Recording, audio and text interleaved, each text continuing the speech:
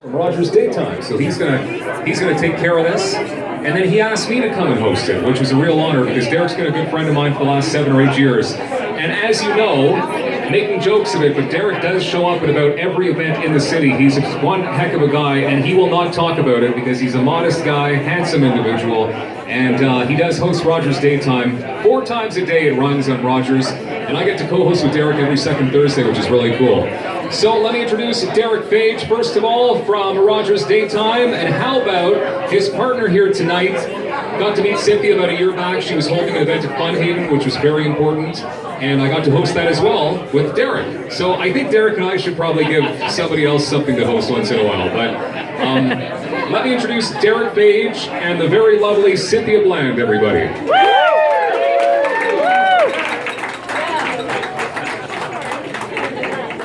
Wow, thanks everybody for coming. What a great turnout. Year 1, this is amazing. So we did make some promises leading up to this cocktail party that there would not be long speeches, and that's a really hard thing for me to do if you ask any of my family members. But I will keep it as short as possible. Because Cynthia and I, we both have topics and issues with ourselves that a lot of people don't like to talk about publicly, and I'll just mention how this all came to be. So I've never been shy talking about the fact that I've suffered from fecal incontinence since birth. And you know what, you go through a lot of difficult times as kids, but I had an amazing support system. My mom, my dad, my brother who's here tonight, my sisters, my extended family. So a lot of bullying and a lot of really tough issues. But what really got across through all of that is what happened is what shaped me. And the people around me is what made me have an amazing childhood. So this is the positive thing that can come about from issues like this. And when the executive director of the Canadian Continence Foundation, Jackie, she's just over here, she came on the show a few months ago, and we were in the green room, and she just casually talking about, you know, her foundation. I said, oh, by the way, I suffer from incontinence. She's like, what? Really? Would you mind sharing that live on the television show? Like during our segment? And I said, yeah, I've never been shy about talking about it. I just didn't necessarily want to shout it from the rooftops. But it just seemed like the right time to do it when you're in the position of interviewing people all the time on a television show, which I'm so grateful for. You know, there's people that are terminally ill that come on the show. You just, you know, you feel grateful with all of the issues that different people have, and then you're inspired by people who have great lives. So it was just a perfect timing and perfect fit. So Jackie came on the show, and I said it, and then I went on social media and mentioned everybody, and then the feedback was incredible. And I met people like Jen here, who suffers from cerebral palsy, and she wrote me right away and said, oh my God, I have, and Jen and I have known each other for years through another organization here in the city. Yep. And Jen wrote me and goes, what, you suffer from incontinence? So do I. And can I talk to you about it? And so we've been emailing back and forth almost on a daily basis since that time, and it's, I think Jen just wanted somebody to support her in this particular way. She had support systems in some of the other challenges that she has in life. So what really Cynthia and I wanted to do is bring here and tell you we're living great lives. I mean, I'm out in public, as Dylan said, all the time. And I suffer from something that's really embarrassing, and sure, I get upset and I get ashamed every once in a while, but it's one moment and one incident in a long life. Thank you. Right? And that's what I tell people. You get embarrassed, we all get embarrassed, you know, and you just have to put it aside and say, you know what, tomorrow's going to be a better day, and you move on, and you have that next better day. So that's our message for you here today, is no matter what you're going through, and all of you I'm sure have gone through trials and tribulations and challenges, there's always better days ahead, and that's what we want to celebrate here at this cocktail party. Thank you so much for coming. I really appreciate it. Cynthia's going to tell you a little bit about her story, which might freak you out even more than mine. So I'll hand this over to her. Okay, yeah, no, I won't clear the room. That's so thank you, Derek, and you're a really tough act to follow. I am a survivor of child sex abuse. That's a really tough thing to say. There are a lot of people out there that are survivors of child sex abuse. I'm a recovering cocaine addict. I suffer daily from post-traumatic stress. There's just a myriad of issues that happen when somebody experiences trauma from the age of 5 to 7. Yeah, there have been days when I just wanted to end it all, and I thought things could be, I didn't disclose. I didn't say anything to anybody until I was 47 years old. So that's a really, really long time to hold on to a secret like that. And when I finally did disclose, I thought, great, everything's gonna get really better now. But things get a little worse before they get better, but they do get better. And like Derek said, I think, it's support of community. It's finally speaking the thing that you've been holding inside. And it's knowing that you're not alone. And I think that's something that Derek and I have, really in common that we share is when you find out that there are other people out there that may be experiencing the same things and maybe feeling the shame and maybe feeling embarrassment and maybe were bullied in school like I was, as well as you, knowing that there's somebody else out there really, really helps. And so that is my, quick story, and what I choose to do with my pain is to put it to purpose. And so I founded Voice Found, and we're a national nonprofit organization that delivers child sex abuse prevention training. And I'm really excited to say you guys are the first that are going to hear this publicly. We're getting ready to make a big announcement. We're going to be making a huge difference in Eastern Ontario and in Ottawa, because we are going to be supporting 24/7 people wishing to exit the sex trade. Many of them are trafficked.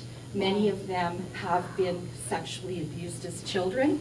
Many of them are hurting and they don't have the support available. So look for a big public announcement, but we got some big funding and I'm very excited. And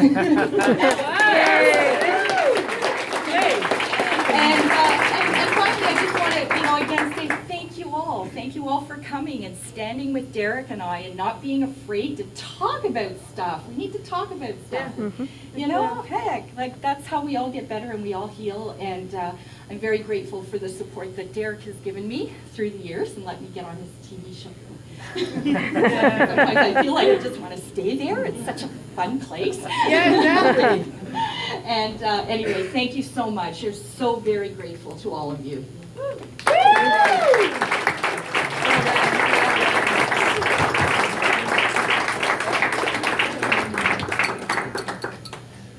All right, to wrap this up, there's a lot of incredible people in this room that do volunteer work, and I look around the room and I recognize a lot of faces, a lot of people that have done volunteer work without recognition, without wanting to be recognized, and we really appreciate that. And the fact that you're here tonight is supporting and volunteering and coming and spending time with us and spending your money on two wonderful causes, so we really appreciate that. But we wanted to recognize one specific person in this community, and I'm sure many of you know him, that has done tremendous work. Just unbelievable the amount of times this guy raises his hand and says, hey, if you need somebody, I'll be there. I will spend time with you. I will help you with your event. No matter what you need, I will be there. He has done it time and time again. I have seen it personally. I'm sure many of you probably are going to know who I'm talking about in just a moment, but even on the show in the green room, he stands in the green room. We talk to different people about the charity events that they have coming up, and he's the first person in that green room to raise his hand and say, hey, have you got an MC for that particular event? Because I'll do it. And let's sit down and let's talk, and we'll figure out what I can do for you. And if I can't, I'll make sure that my organization can help you. I'm talking today about the United Way, and they have Community Builder Awards that are they surprise people in the community throughout the year. And this particular gentleman has surprised quite a few since he just became an ambassador to the United Way. And it gives me great pleasure to introduce you to him, because we've been trying to track down a time to celebrate him, and he's not an easy guy to get to an event where I was at the same time, and I'm also an ambassador for the United Way, and have had the great pleasure of telling somebody that you have won a Community Builder Award and that your name is going to be on that wall of inspiration down at City Hall. So it gives me great pleasure to give this Community Builder Award to Dylan Black. Dylan? Let me read it out for you. It says, thank you for helping to build a stronger, healthier, and safer community for all of us, and your name will be etched on that wall of inspiration. On behalf of all of us in the community, pal, congratulations. You're an incredible community builder.